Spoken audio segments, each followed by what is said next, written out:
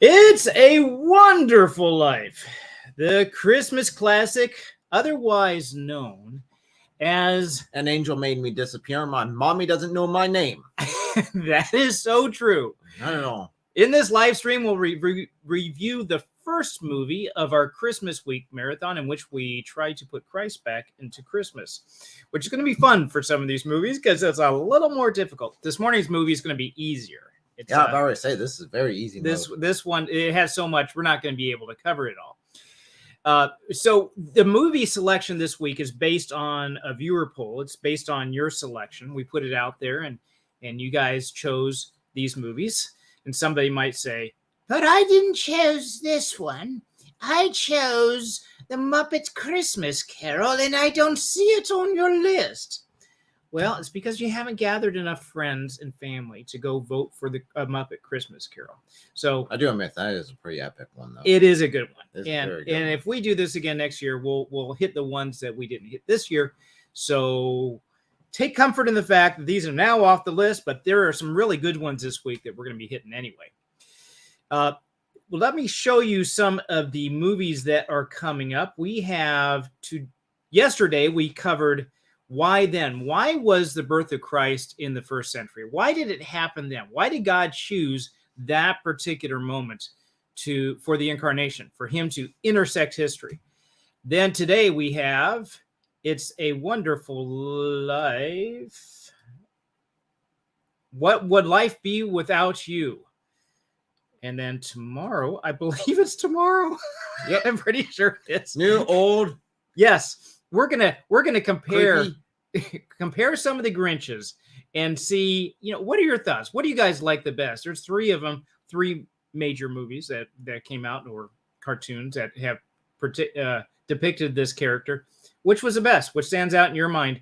And what were the themes underlying it all? So after that, we have the classic that is not so much a classic, but the classic that made itself into the Christmas movies, Die Hard. So we will learn how to live hard. I don't think that was intended. It wasn't, but we have to do something hey, with it. It works. We have to do something with it, so we're going to give that a try. And then last but not least, we have Good Grief, Charlie Brown. Actually, this is Thursday and Die Hard is Friday. But this was the last one that was selected. We had to do kind of a runoff on the last one. And by far, Charlie Brown Christmas came in as number one. So that will be Thursday. Why are you laughing? Oh, no. Just the fact that these are mostly kids' shows.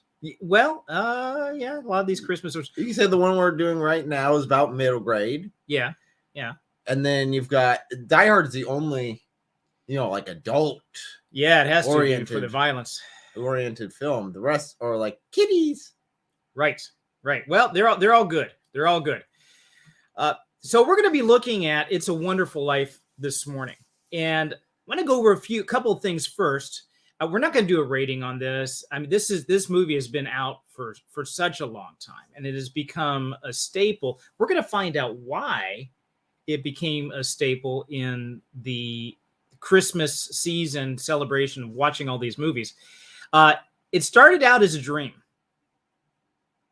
The movie started out as a dream, and then it became a short story on a Christmas card, and the short story was named The Greatest Gift. It was published in 1943. Then producer-director Frank Capra and his writers, Francis Goodrich and Albert Hackett, developed this short story into what we see today. But when the film first hit the theaters in 1946, it didn't do too well. I wouldn't say it bombed, but it really disappointed. It struggled to recoup its production costs, in part due to strong competition for other films released that year, specifically the film The Best Years of Our Lives. So it didn't do well, and it just kind of like floundered there a little bit. It was a good show, but no one really paid a whole lot of attention until a clerical error prevented the copyright from being renewed properly in 1974. And that made the film mostly public domain. Ooh. Yeah. Dun dun dun. So every network grabbed it because they were looking for a free movie to plug into their heavy Christmas season lineup. And finally, It's a Wonderful Life grabbed the hearts of millions, and it became a seasonal favorite, bumping it up to #1 today as a Christmas movie on IMDb. So, I mean, you can look at Rotten Tomatoes and others, but IMDb has its own rating. So I went by that, and it was actually, look up Christmas movies, and it's #1. Oh, yeah.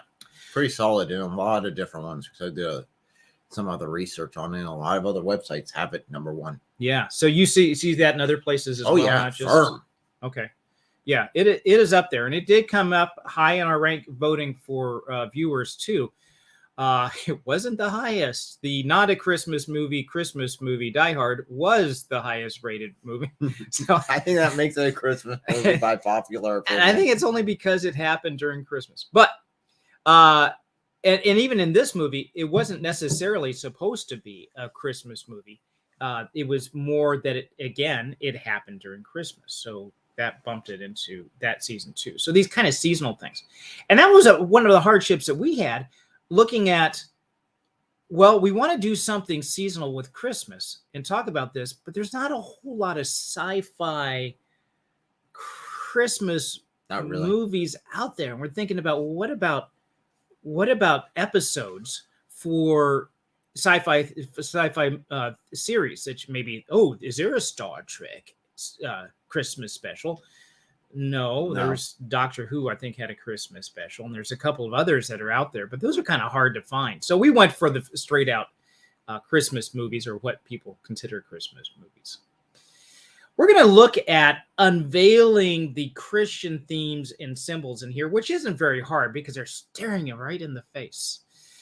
Pretty blatant in this one. Holy cow. Yeah. Now, did you... let me just ask you, what did you like best about this movie? Did you even like the movie? Let's just start. I like the movie all in all. It's a bit slower paced, I'd say, than a lot of the stuff we have currently out. I would disagree. I think the pacing is pretty good with the pacing itself is fine. I'm just saying, in all, it's there's nobody gets shot. No one gets shot. No People violence. die. No. Well, yeah, there is some violence. But nobody died. He almost dies in the beginning, right? And then he has his brother, saves his brother and stuff like that. I'm sorry. Go ahead. So, all in all, I really did enjoy it. I love the family focus of it. The focus on the concept of God being there, being present in our lives, and the fact that, our decisions are what they are. Yeah. And in a lot of cases, it is for the better. So live with the decisions. Don't focus on the past, and move forward with your life. Boy, that's the truth right there. And that's not one of the themes I pulled out, but yeah, that's a good spot. Is don't be so focused on living in the past that you can't live in the present. Well, I mean, that goes through with a lot of movies that focus on that. In fact, some of the movies we have done, Lord of the Rings has that with Gollum, who's just obsessed with the past of what has been, that his life is absolutely miserable in a cave all by himself, just with that precious. Yeah, just to focus on that. Yeah, so being able to live with the decisions that you've made, be them good or ill, and moving forward. And I think that is a very Christian thing. And I think Paul had to deal with that too, where he's talking about the thorn in his side. And it's something he had to live with. And there's some question of that being the Christians that he oversaw the executions for, the sins of his past, needing to deal with that and live with those effects. And that would be hard. It would be. So, yeah. So a couple of things I did enjoy in the movie is there is real sense. And so this is made in 1948, and right after World War II. There's a real sense of nostalgia. There's a different type of America that's portrayed in this movie, unfortunately, that you don't see a whole lot now. You can see some of this in small towns, and this was set in a small town setting. It wasn't in a city. But you don't have, there's a real sense of community there. Everybody knew each other. Everybody pretty much supported everybody else except for Mr. Potter, who didn't like anybody, and nobody liked him, and he didn't care, and he was fine with that.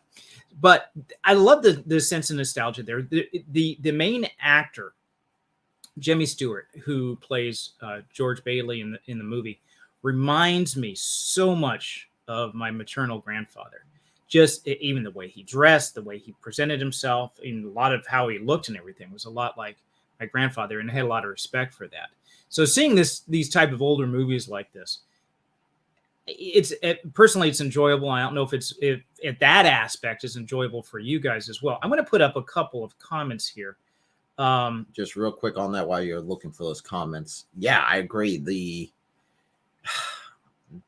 What we've lost in our pursuit of technology and convenience and cultural acceptance has really missed out on a lot, and it's really nice to see that stuff in there, the just simple aspects of it. And I'm going to put this out as a question to you guys that are in the live chat right now. I'm looking at the point of view from America and seeing over the last few generations, we've lost a sense of community with even knowing who our neighbors are, interacting directly, because of cars, we can travel far. We work miles away, but we don't know the people living next to us. And you don't have that sense of small community, building each other up, supporting each other.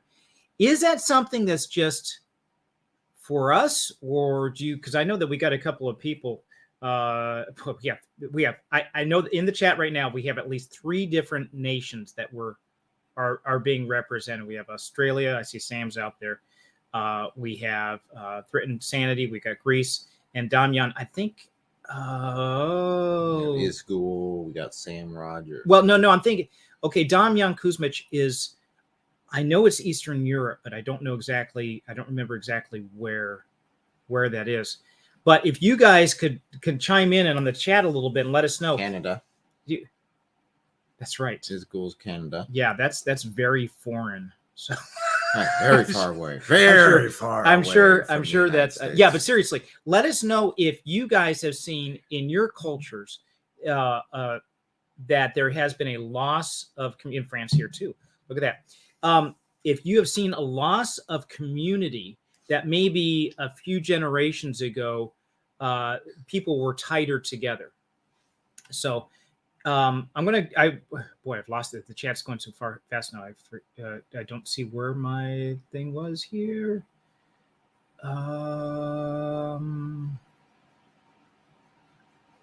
It was threatened sanity said, okay, there we go. Okay, I'm going to put this up. He said he felt bad that George was always trying to get away from his town. And that really does play into this. George, and a lot of some people do. Some people have this broader sense. They want to see the world. They want to go and travel. They want to be able to explore. I did have that advantage when I was younger to be able to go around the world. Cyprus, I lived in Cyprus for a short time, just at boarding school, and was able to travel around the world a little bit. Some people have that advantage. Some people don't. And there is a perspective that can be gained for that, but it's not everything. And George was so focused on that he wanted to do it, and he wasn't able to get that. He had to give that up, right? That's one of the things he had to sacrifice. Yeah, I kind of had the opposite. I always just stayed around. I didn't do much traveling, not until recently. Yeah, the last couple of years, because I've been doing conferences. Right, that I've been doing a lot more traveling. That can does that give you a different perspective on things a lot? It did give you a sense of the scope of the world a bit, and a little bit. Yeah. I mean, it's definitely climate definitely changes between point A and point B. That's true. Very interesting to see. That's I true. find that fascinating beyond everything else. People are still the same.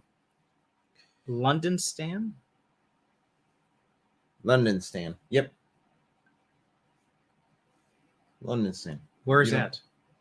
It's London, but Islamic. Oh, yes. Sorry. Got a little bit of a visceral reaction there. Yeah, some of my ancestors come from England. So it ain't the England they knew. Yeah, and I'm okay with, it's like I do want to see, we're all one in Christ, right? So it does not, the racial background doesn't matter, but it's having the same heart, having the same mindset. It's being one in Him. That's what the real difference makes. So yeah, we had a nice conversation yesterday on my member stream. Okay, that was a good conversation. Okay. So I'm going to get back to the review on the movie, but if you could, we're going to keep an eye open on the chat to say, have you seen any changes happen in your culture over the last couple generations? In London, Stan, I guess, would be a big thing that was happening there. Yeah, that's huge. Okay, one more from our brother Francis. Older generation in UK have more family values and love for coming together, whilst in Pakistan, the cultural norm is to have family values ingrained to be from the start. Well, okay, that I would say that's an advantage. Maybe it's too strong. You don't have any individual freedom, but at the same time, I would say overall, generally, that is a positive for maybe non-Western cultures, and I think it has a lot to do with their technology. You know, if we're constantly like this all the time, we can't see people, right? Although you do have cell phones in Pakistan too. So grass is always greener on the other side. George thought he was missing out on something greater, kind of like Adam and Eve in the garden. Whoa! Yes, very good comparison. Okay, very good. He just nailed another theme. So this is awesome. Yeah, that is that is a very good point. So I do have some themes here, and the first I want to pull out is sacrifice and selflessness. The central theme revolves around George Bailey's sacrificial acts for the well-being of others. His willingness to put others before himself echoes the Christian principle of selflessness and sacrificial love. He wanted his goal, whether it was good or not or whatever, his goal was to go out and see the world and build buildings and to make an impact on society. He had all these grand thoughts. He never got to that. And by the way, I should say that we do have, this is a viewer choice review, and it is also filled with a lot of spoilers. So if you haven't seen this movie, you want to see it, you may want to tune out and go see the movie now. They've had plenty of time. You think so? Is it still in theaters? No. Might be, actually. It's about that time of year, so they might be putting it in theaters right now. So don't be asking that question. They might be replaying it. So I'm going to put a couple others here. Now, I haven't read this yet, so I'm just going by faith.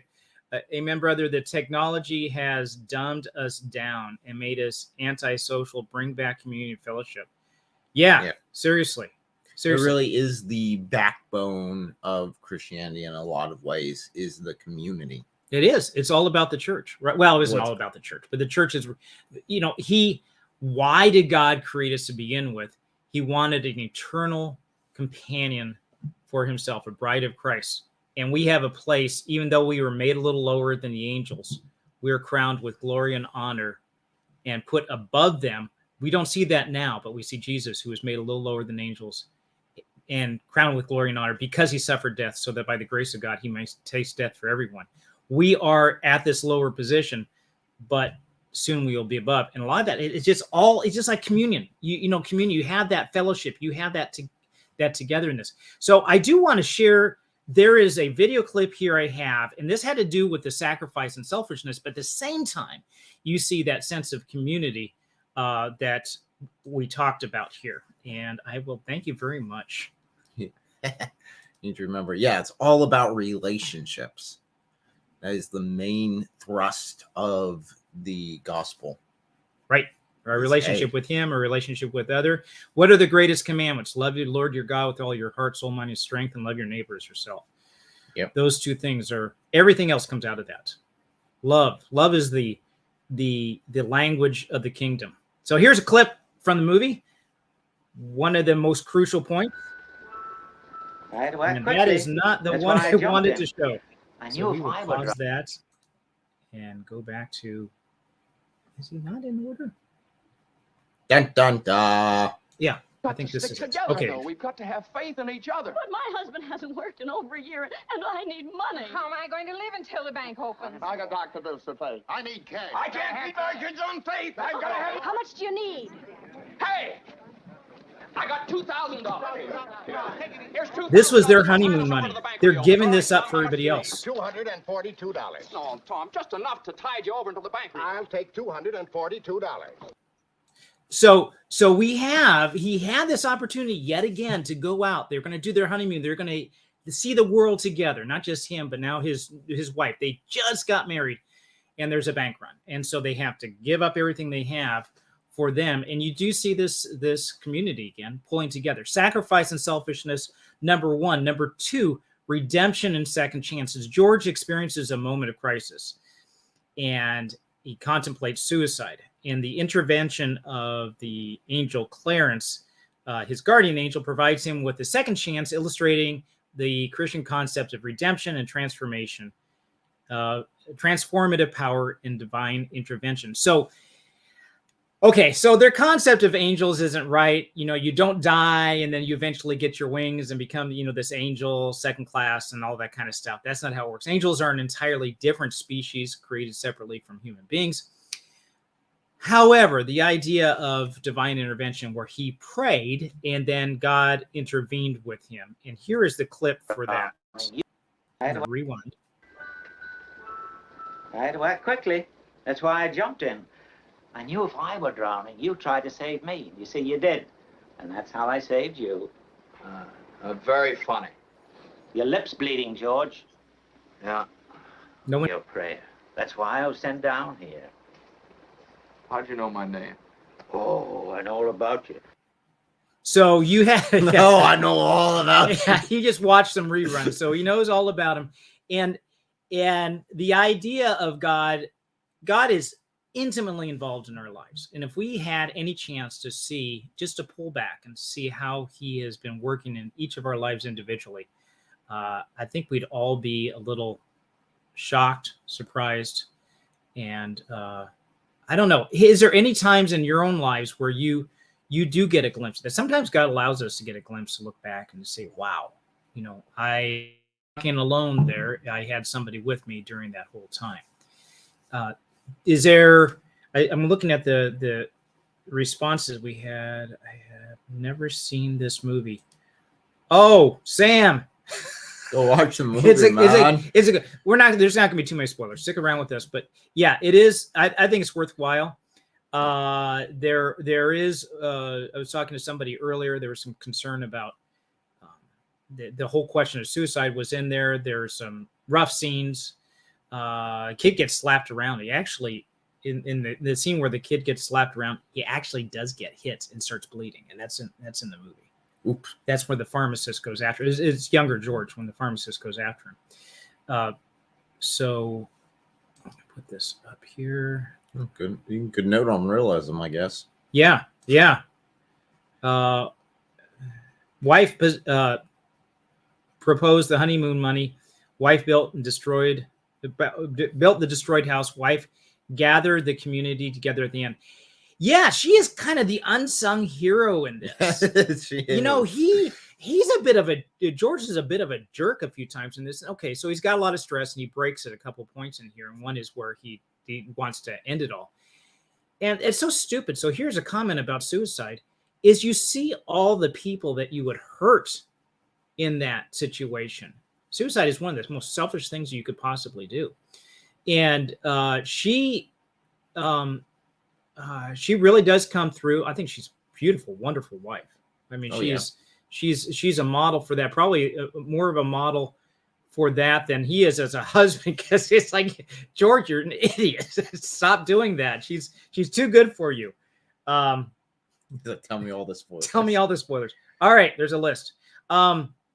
So we have this scene going on, and this is, by the way, he does this because his uncle. They own the savings and loan. His uncle basically loses this $8,000. Actually ends up in the hands of Potter, the jerk. But he loses his $8,000. We think, well, $8,000. All right. Now, any guess? I'm not going to answer this yet, but I'm going to put this out as a question. How much? No fair cheating, because you can get online and check out how much this I'll is. probably You can Google it. Yeah, I know. Don't. Just give me your best guess, because that's I already looked it up and I found out what the amount is. How much do you think $8,000 US is valued in today's US currency? Just off the wall guess. $8,000. So this is back in 1946. 1946, yeah. Yeah, 1946. So how many ever years ago that was? What do you think the value of $8,000 is today? So that was going to crush them. They lost that. They weren't going to be able to do it. Theme number 3. If you guys see any of the themes, like we already had at least one that was brought up here. That was really good. Value of everyday life. The story highlights the impact of an individual's life on the entire community. This aligns with the Christian belief in the intrinsic value each person has, and the idea that life itself has purpose and significance. So every one of us, the Lord has a plan for. Every one of us, the Lord wants to speak directly to. Every one of us, the Lord wants to have an eternal relationship with. So there's value in the individual, and this is a definitely a Christian value. So I'm gonna I hope this is the right scene. I should have labeled these a little bit better. Yes. We weren't here to build them. I'm gonna put that back a little bit. He says, where are all the houses? He had helped build this community, these people together with the savings and loan, all these people, getting them out of Potter's slum and into their new own home. They own their own homes. By the way, one of these homes, Martini's home, it's still there today. It exists in Southern California. You can actually still go and see it. Most of the other props in the studios are gone, but that still exists. So he goes to this place where it was this community that he had helped build, and it's a cemetery. And he is now getting a chance to see what his life would have been like had he not ever existed. That's what his hope was. Would have been like. What the world would have been like without him had he never existed. That's what he was on the bridge. He's about to commit suicide. He's thinking, this isn't worth it. I wish I would have never lived.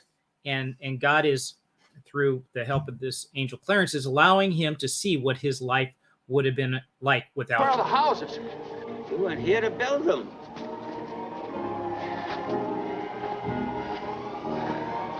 Your brother, Harry Bailey, broke through the ice and was drowned at the age of 9. That's a lie. Harry Bailey went to war. He got the Congressional Medal of Honor. He saved the lives of every man on that transport. Every man on that transport died. Harry wasn't there to save them because you weren't there to save Harry.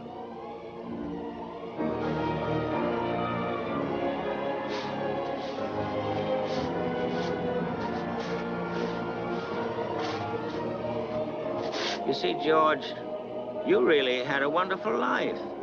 Don't you see what a mistake it would be to throw it away? Yes. And that would be a message to all of us. It's like, okay, that's the main kind of message of the movie. It's right in your face.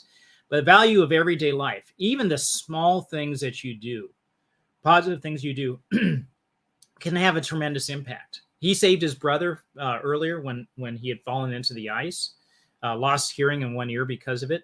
But because his brother lived, all these other things happened, this cascade of events. Yeah, that's where it really is. You don't know what small action we do. I mean, saving his brother's not a small action, but even the smaller actions that we do have a cascade effect that might end up being tremendous, even world-changing in some regards. Right. Pick up C.S. Lewis and J.R.R. Tolkien. Oh, yeah. The whole thing with them. We were talking about that last week. Mm-hmm. Is that here those two are together. And when I had read their works years ago, I didn't realize that they were buddies. They got together, helped each other. I'm part of a writing group. We get together on a regular basis and critique each other's writings and help each other get published and stuff like this. And it's sort of the same thing. Here those two are together. And the influence that they have on each other, right? Yeah, one led the other to the Lord. I mean, yeah. And imagine if they chose not to go to that one decision. It doesn't seem like a big thing. It's writers group. Maybe I'll go to a different writers group instead. Mm-hmm. But because they went to that writers group, it was J.R.R. Tolkien who led C.S. Lewis to the Lord. And then C.S. Lewis ends up writing Narnia, ends up writing most of the Christian books that I really love. Right. And deep, deep theology. All of that would have been gone. Yeah.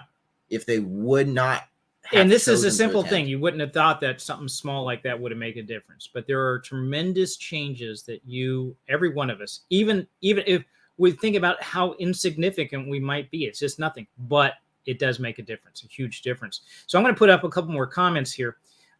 This is in response to George's wife.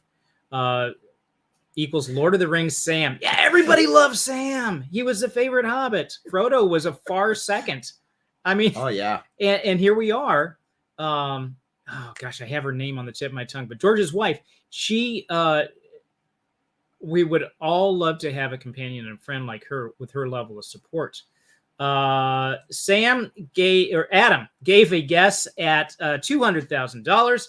We'll hold off the final, but we have 2,000. We're going to see who gets the closest. If you scroll up a little bit more, I think there is an indication from Threat Insanity, George's monthly salary.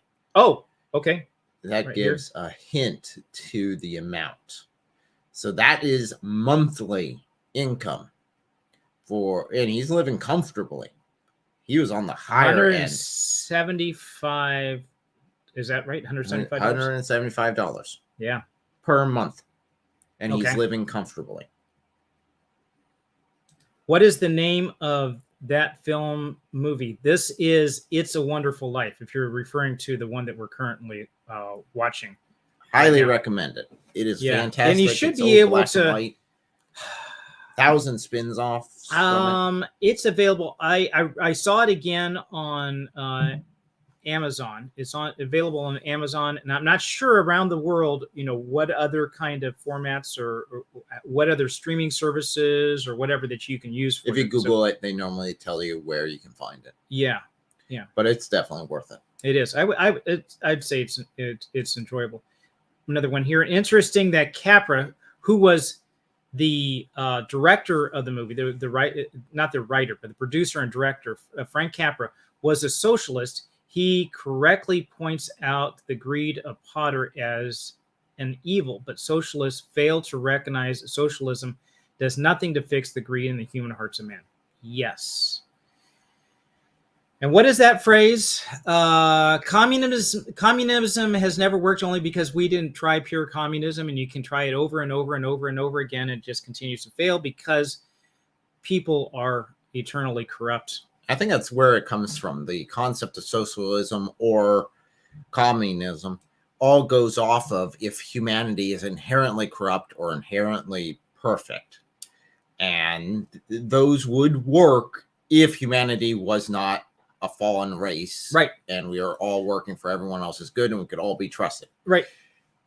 The reality is the world that we're in, we are fallen. Yeah, I'm not going to delve too much into politics because that could be just that's one- not the point. But I will say, I will add to that. So in a way, the early church was a bit socialist or maybe communist at the beginning. But you have this, you do this in a family. In a family, you do this sharing back and forth. It's not so much, a free market. But when you have the larger, when you start to grow out farther and farther, you're not able to do that because you can't keep as tight a reins on it. A few more. These comments are great, and I'm going to try to keep this tight here. What is the name of the movie? Francis, we got one from here. When movies were made to inspire and teach, now it's mirror, mirror on the wall. Who's got the most wokest idea message of them all? Yes, that is so true. Well, they had you could say that they have just a different message. It's just one was productive to society, the other is degrading. Yeah. Yes. So yeah, and in writing, again, you don't want the message to override the story, but the message is that you're telling a story here, and there is a theme, there is a moral message that is given, and so you don't see, like you say, it's just mostly wokeism or. Maybe. And you can see that even in Christian, and going off of what you're saying, you can see that even in a lot of Christian movies where the message they want to present, although a good message, overrides the story and then ends up not being very good. In this movie here, no, the message is the main part of the story, and it works together to give you one masterpiece. Right. Yeah, it does.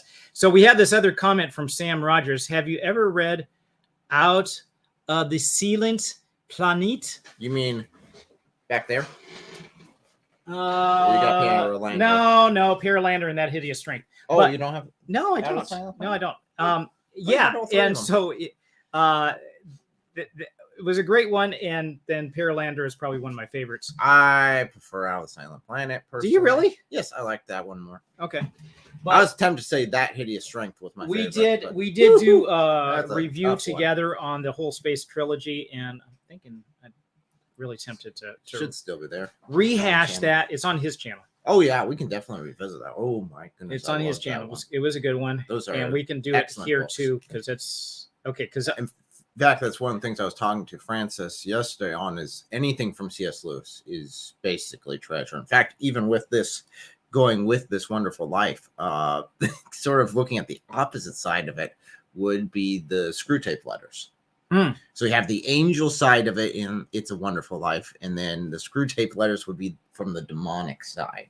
yeah, So it's still giving great insights on both, but it's very interesting seeing it from both angles. that's true. So, and I love that it's like it peels back and you're like, okay, you can see every aspect of it in the end.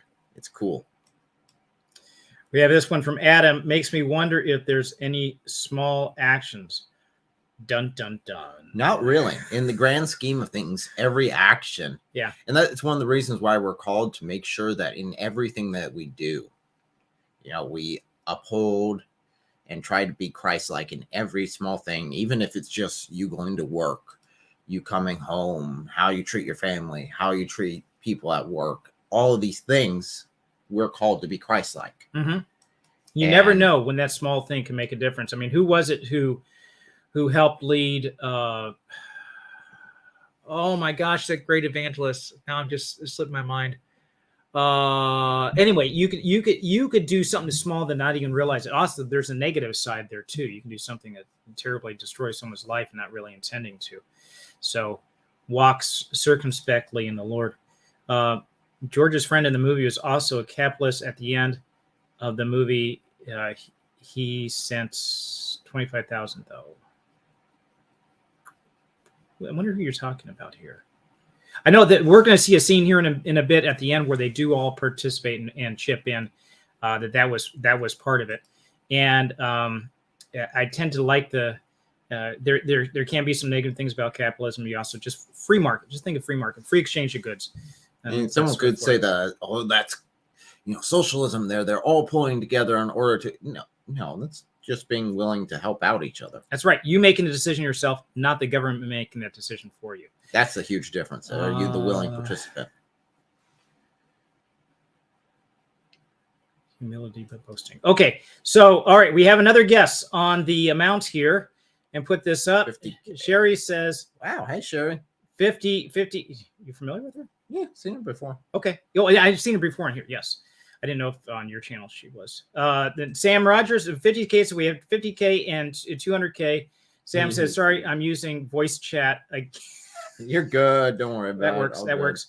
Exactly. Thank you, brother in Christ. Wait, put that back up. What did you say there? Exactly. Thank you for that's your brother in Christ. Probably referring He's talking to you. The comment we just made as well. Billy Graham. I don't know why I totally missed that. I couldn't. Oh yeah, just some random evangelist just some over guy, here, just some guy. small time little person. Oh my God. Yes. So the value of everyday life. Number 4, community and brotherhood. The film emphasizes the importance of community, like we've already talked about before. The interconnection of people, George's impact on the lives of those around him reflects the Christian values of compassion, brotherhood, and the idea of individuals are called to serve and support each other. And is it this one? No, those are graves. That was a grave one. Oh, I think I scroll down. I may not have had this one. I may have missed this one. Okay. Oh, no. No, here we go. This is the final scene. So they're all together. They all pour in. He doesn't have the money, and you got the bank examiner here coming in, and this guy was all staunch. He helps. This guy was a police officer who was going to give me. This is his restaurant. Throws it in because he sees it's like, okay, it's all paid for. We don't have to worry about this. This is not even worth pursuing. So you do have. I'd love to be able to see that. You know, we were talking about the sense of community before in Brotherhood. I'd love to see this in our communities instead of the animosity and the breakdown of society and issues of racism. At everyone's throat. That's right. You know, and that's, I think, our job as Christians to turn the other cheek and just offer that hand and extension and love that make a big deal. There are some other things that we can look at too. We do not have the time. We can easily spend a lot more in this. Faith in difficult times, humility and gratitude. You have George's humility, especially George's wife's humility, versus Potter, who just wants to control everything. He's the greedy guy who's taking over Bedford Falls, and you do see that without George, he would have taken over Bedford Falls, called Potterville. Then you have goodness over wealth and family values and heavenly rewards. All of these are continual themes in the story that you can pull out left and right. This movie was such low-hanging fruit for picking Christian themes compared to some others. We got Die Hard, which is going to be fun. Sherry also already mentioned some of the things that maybe we can pull out in Die Hard. I think she saved my hide because she had some good things. It's like, oh yeah, it was good. There was a nice car in there. No, it was more. She had some other things that were actual Christian values. Pulling up the chat a little bit, and then, oh my gosh, this guy, who let him in there? Oh man, yeah. Another one of these. I'll tell you what. Okay, I let everybody in here, don't they? So yeah, it's a wonderful. So I think you're answering the question earlier about what movie we're talking about here. I'm not enough smart enough to be a nerd. I'm just a geek.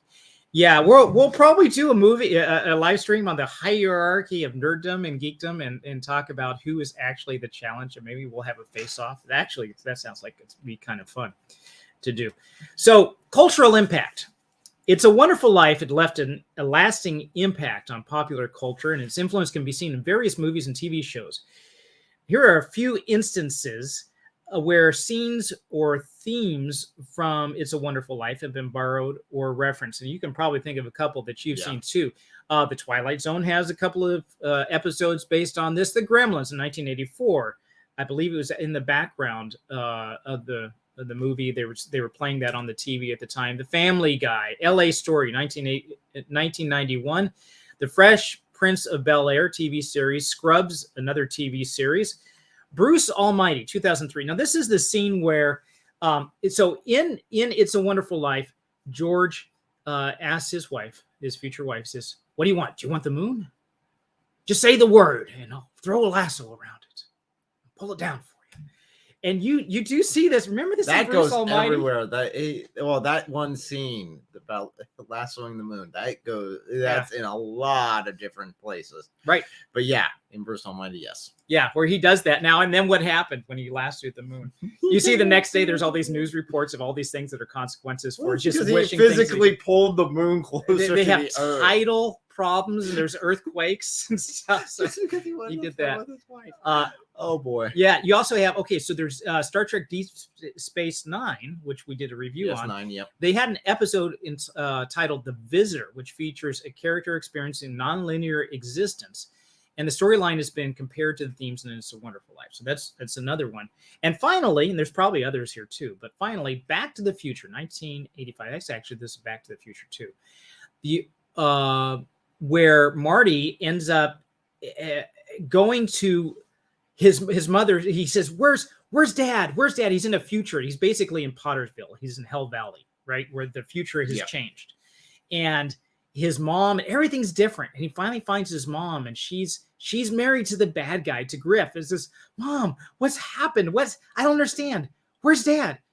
Well, your father, George, has been where he's always been for the last so many years, in the Hill Valley Cemetery.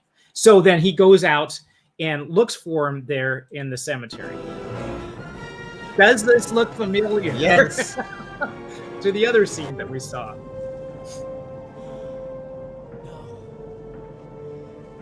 The whole kneeling down at the gravestone, wiping away the leaves, not snow this time. 1973. No! Oh, please, God, no! I'm afraid it is happening, Marty, all of it. And then Doc comes in like the angel to explain what it is and what's happened. So you have all this impact over the years to do that.